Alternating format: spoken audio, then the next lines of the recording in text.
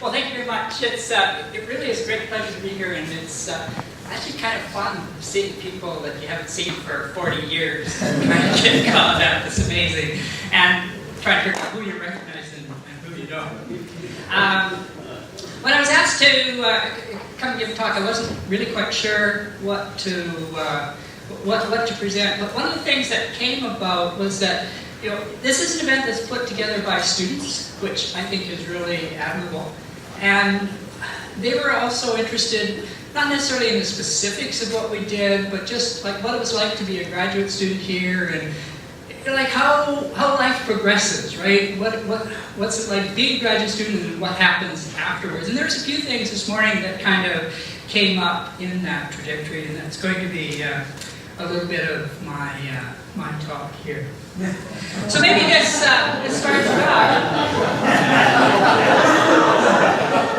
Laws has hardly changed. This is Jim Broom here. Unfortunately, that's me. I was from Alberta, crew cut, wore tie all the time. I thought Bob was really old. It's interesting. There's this student supervisor thing, and you're just kind of all looking at that. I called him sir every time. And then I realized there was something really quite wrong, because one of the first times I tried to get a ride down to IGPP, I was living in Marston Housing, and I was dressed just like this. I put out my thumb, and nobody would stop. Nobody would stop. And then there'd be these vans, and this hippie guy with flies around and braids. They'd haul over for him, they'd pick him up. Okay, there's something. But I've got two things in my talk. I'm going to talk about oceanic ridges, both thermal and wax modeling. And these two people playing an immense role in that. And maybe if that's one of the themes I can leave all of the students here with, is that at the end of the day, what's really important are the people that you interact with. And your supervisors are incredibly important, and they and their people that they're connected with can really shape your career. And I'll show you how that transpired. So here I arrived, this was IGPP, about 1969. It was very new, and there was my office right in there. My view from the office as I opened the door was amazing. Actually, the first thing I did was take a picture of this, and then I found out a little bit later that this pier has been replaced. So here is my office, and now, okay, so imagine this, fresh cut kid from Alberta. Office there, view like I just showed you. And here's the adjacent offices. So Freeman Gilbert was right next to mine, then Bob, and then George Baptist. So, yeah, that's kind of amazing. So, how did I end up at IGPP? Again, here I'm talking about connections. There's a really fine, admirable scientist. I'm not sure how many people know of him. It's a man by the name of Ian Goff. He had connections with Cambridge and developed some heat flow, worked in seismometers, but he also was very interested in the electromagnetic, or in the electrical conductivity of large-scale structures, and he did a lot of work in looking at the geomagnetic variations that arise from solar storms. He built a magnetometer. It's called a Goff-Reitzel magnetometer, and it is 3 magnets that are suspended on torsion wires, and then that's all buried. When the Earth's field changes, the magnets move, and there's a little flash of light that goes down, gets reflected from the magnets onto photographic film, and is recorded, and you end up with a photographic record of what the geomagnetic variations are. I spent the summer in the Mojave Desert working with Ian, and I finished my master's degree, and I was going to continue on. I was just going to get my PhD at Alberta. And Ian said, no, you can't do that. I know this guy, Walter Monk at IGPP, and I've already contacted him, and he'd like to accept you as a student. Well, at that time, just at that same time, Walter was very much in touch with Teddy. Teddy had a couple of really bright graduate students, Dan McKenzie and Bob Parker, and this young hotshot Bob Parker was going to come to UB, or to IGPP, and he was just arriving, so he needed a graduate student, so Walter put everything together and said, okay, well, why don't you be a graduate student for Bob Parker? That's kind of how it worked.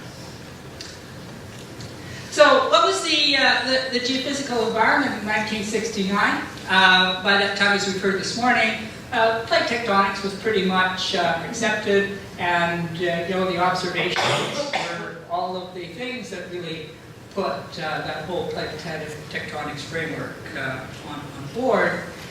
And I think at the time I was here, all of that had kind of really come to fruition. Bob and Dan had written their paper, and what people were really thinking about is going out collecting more data, want to substantiate what the existing claims were, and wanted to kind of further develop that whole plate tectonic model, and the excitement about going out to a new place and finding a smaller plate and trying to figure out how it all fit together was really hot topics, and people were really excited about that. The other aspect was to develop mathematical and numerical models to simulate the observations. And that, I guess, is where I came from. So as a background, Dan had already published his paper. We talked about it this morning. So basically a slab of constant thickness, constant temperature here, constant temperature on the axis. Here was the geothermal lines, and you could use that then to predict what the heat flow was, and got a pretty good result. And so the bottom line is here that to first order, got heat flow as a function of distance and also seafloor elevations. Maybe the deficiency of that was that there was a slight contradiction up at the corner here. You could get infinite heat flow according to this from the ridge crest. And the other was that the idea of a solid slab overlying a molten asthenosphere, questions arose as, well, if that's really liquid, it's got to freeze. What happens to the latent heat of fusion that's going to be part of the heat project? So that kind of gave rise to the following thing that worked on with Bob Parker, and it was basically this. The idea was that you'd have a lithosphere that's going to be moving out at a constant speed in this direction.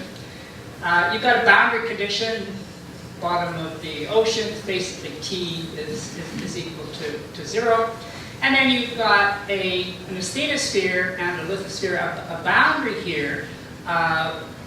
That boundary is actually the melting temperature isotherm. But as this ridge, or this lithosphere moves away, the material that is accreted here is such that you end up with a steady state line, as well as the fact that this is a heat source with the latent heat of fusion. So those are the boundary conditions on here. And then to account for what's going on beneath the spreading ridge, introduce a finite length intrusion zone, some thickness cell, and then there's also heat that's coming from here, both from the latent heat of fusion, material cooling on, as well as the material cooling.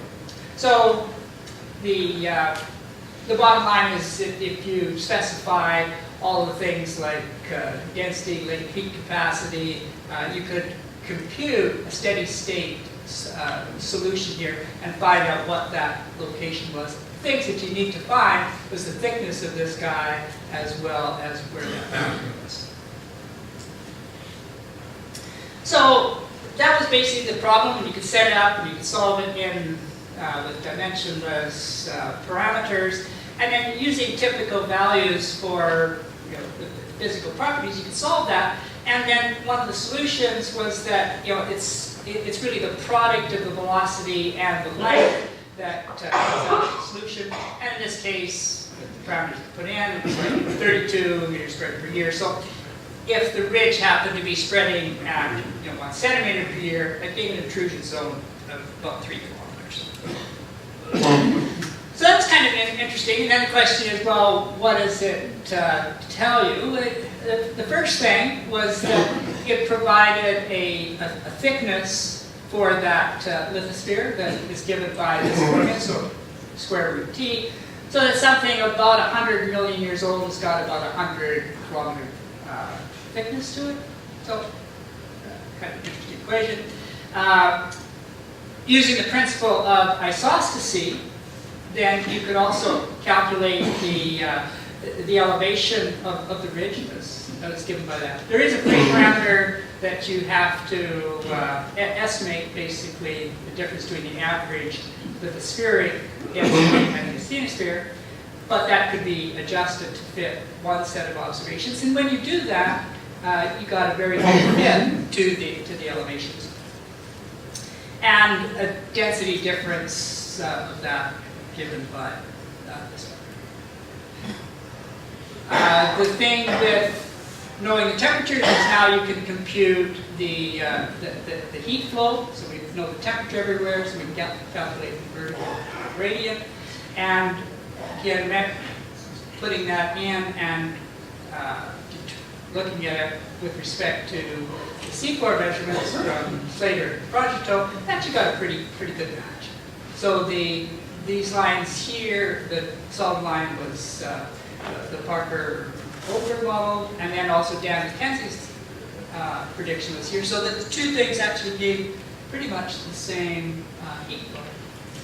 And then the other thing was you could look at it for what the free air gravity anomaly was. So we already computed this average density difference, but that average density difference is related to the coefficient of volume expansion. So if you put everything into this formula and you know what t as a function of z is, that allows you to get the coefficient of volume expansion, which turned out to be that. And then once you've got that and you know the temperature, then you've got the density change, and you could use that to calculate the free air gravity anomaly. And that was the comparison. So I guess the kind of in summary for that, that thermal model was actually a reasonable way of estimating or predicting seafloor elevation, heat flow, and free air gravity, as well as just providing a first order figure. For the rest of my thesis, I kind of did other stuff, looking at some of the approximations, looking at the effect of, maybe it's partial melt or thermal gradients. I'm not really sure how much impact that really did, but it was again something to kind of make sure that we looked at things as well as we possibly could. The one thing about this model, it was really good for doing something with the lithosphere, but actually has got relevance to the wax experiment, which I will now talk about. So up to this point, we've been just looking at the ridges, like the spreading ridges, and kind of monitoring what's happening as a function of that. But it's well known at that point, there's the ridges form a sort of an orthogonal system with transport faults. So Wilson, 65, really elucidated that. And so now there's a question of, like, how do these things form, or what's the relationship between ridges and transport faults? So there's an experiment, and the discovery of this was not mine, it was Jim Broom. Jim was in a garage with his kids, and they were making candles. and they had this great big vat of candle wax, and it had a little scum that was on top of it. And Jim, the explorer and analog guy that he was, he put his hands on top of the wax and he moved it, and lo and behold, you ended up with stuff that kind of looked like the seed form. So he came back and he wanted somebody to work on it, and I was fortunate enough to be there at the time. And so he generated a very small little laboratory model. This is a tray of wax. Actually, it's a cake pan. And there's a little paddle here, and it's attached to a pulley system, and there's a little motor that's going to pull this paddle back. And out of that, there's going to be the evolution of this ridge transport system. And so this is what it looks like. So again, this is sort of the scale of the pan. What you're seeing here are the dark lines. That's where the spreading wax is coming up. And interesting enough, the transform faults and the fossil ridges that come up are really very apparent in these images. So the so the pictures are taken at a low angle. Now I've got to tell you about these pictures because when John asked me to give a talk, I was thinking, I took some photos, and whatever happened to those? and I do remember, at some point, kind of boxing them away, and so I went up into the attic and found a box that said Doug's Memorabilia. Opened it up, and the first thing was a transistor radio from 1954. Right? It was a little old. And then a couple of other things, and then I found this little box, and I opened it up, and there they were. There was film, right? There was 10 rolls of negative film. And I thought, oh my God, these things, if I'm going to touch them, they're just going to crumble. Because this was up in an attic, and that it's totally uninsulated, so it's below zero in the wintertime, and in the summer it's an oven. It's probably 130 degrees Fahrenheit out there. And so the fact that those things survived is amazing. But they did, and then I managed to get them put onto digital, and this is what we're seeing. So there's quite a diversity, and this one's got sort of a long spreading ridge, but you can see the real clear crystal orthogonality that has developed.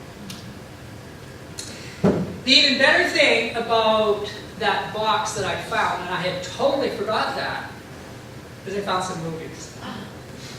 So what I'm now going to show you are some movies that were actually shot. Where's Duncan? Duncan, you shot these movies. So I want to say, you'll notice the skill in the photographer. I'll take all the credit for any good photography shots. But Duncan has to take all the credit for the movies.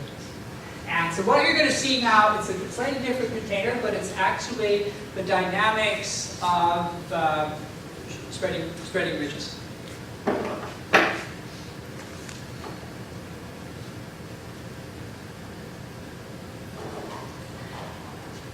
So what we're seeing here, so you see the ridge crest, so here's the transform faults, and it's freezing successively across here, and things are gradually coming up, but you can see the stability of what's going on, and that extreme orthogonality. I'll just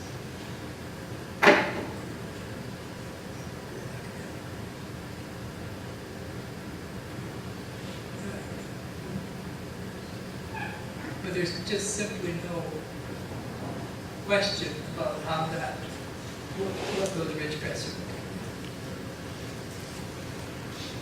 Here's one picture that I have that I think is kind of iconic. There was initial kind of zone of weakness, and here was the evolution of the pattern. And if you put that up against the South Atlantic, they are Yeah, very similar. There's a lot of interesting things that happen, and I'm looking back now and I think, you know, we really have to recreate this because there's a lot of stuff that we threw away. We're interested because we're just looking for the big picture, but actually it's in the details here that are really interesting. So it almost is, in these cases, like it's sort of sequences of sort of freezing and spreading, so you can sort of see a little bit of cyclicity that's going on here.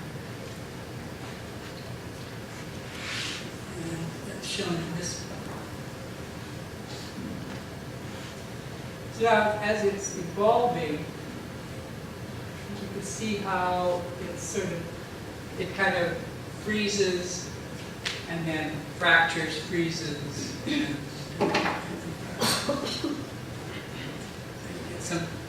some very clear pictures that so exactly what's going on and what the dynamics are. I think are actually kind of interesting.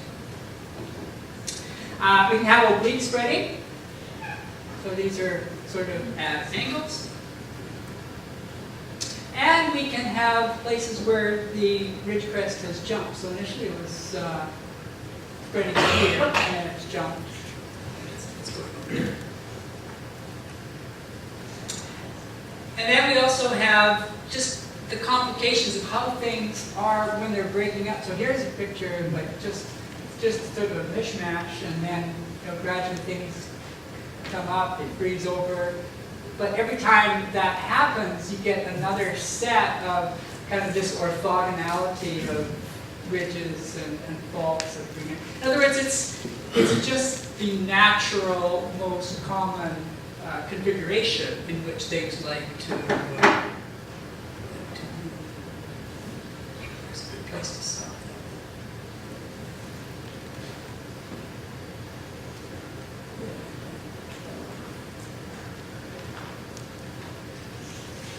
And asymmetric spreading. So here is an example. Like it's spreading from here, spreading from here, and this stays. So as the plates or wax moves apart, that continues to stay. So again, slightly different dynamics.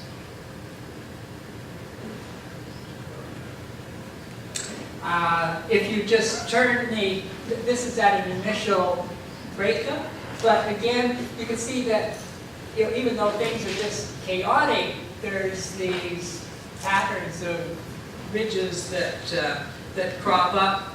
And in fact, if you take a paddle and you try to see, okay, could I make this thing on an arcute zone? Again, the ridges are the most common feature that's seen.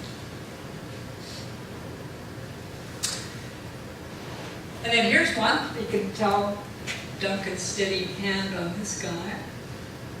So what we're trying to do was then like, okay, can we do anything?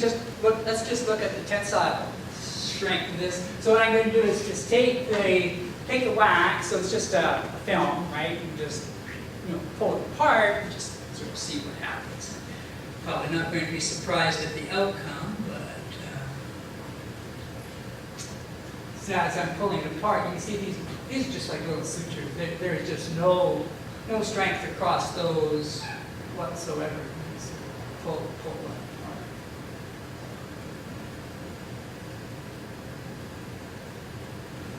We actually spent a fair bit of time trying to look at different waxes and shear strengths and tensile strengths. Yeah, so that's actually what the whole system looked like. So at the end there was a little tray of wax. Here's the paddle up here, and make a bit of a zone of weakness here, and pull this wax that way, and see what happens. I found this paper. I haven't looked at this stuff for 40-odd years, and then we were asked to put the paper together for a talk, and I thought, I should look to see what's happening. There's a very nice paper. It's by Girya, if I pronounced that correctly, who kind of provides a summary paper of analog models for oceanic transform faults.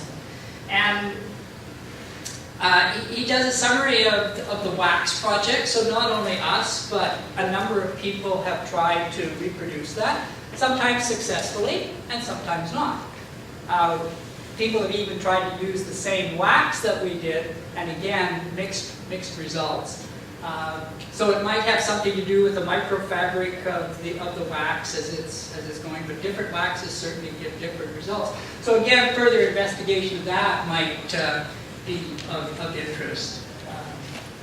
And he was trying to make a correlation between these fabrics of the wax and seismic anisotropy that we have at regions. Then there's non-accreting analog models where they've just taken sheets of plastic, sand, silicon, and that's what this is. So this is a wax experiment. That's not done by us. That was done by somebody else, so that was reproducible. And this was an analog model. Again, you're sort of pulling things away, and you can see that, in this case, we kind of got, an oblique system. For the wax, that would quickly disappear, and you perhaps end up with a couple of spread regions.